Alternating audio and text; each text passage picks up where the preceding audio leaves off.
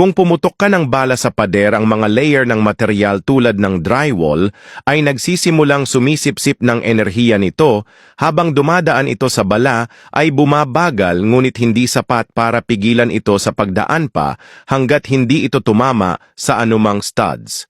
Habang naglalakbay ito sa pangalawang pader, binabawasan ng bawat layer, ang bilis ginagawa itong mas mahirap para magpatuloy kagaya ng ginagawa mo. Alam mo nang ang ayaw sa'yo, pinipilit mo pa. Alayo,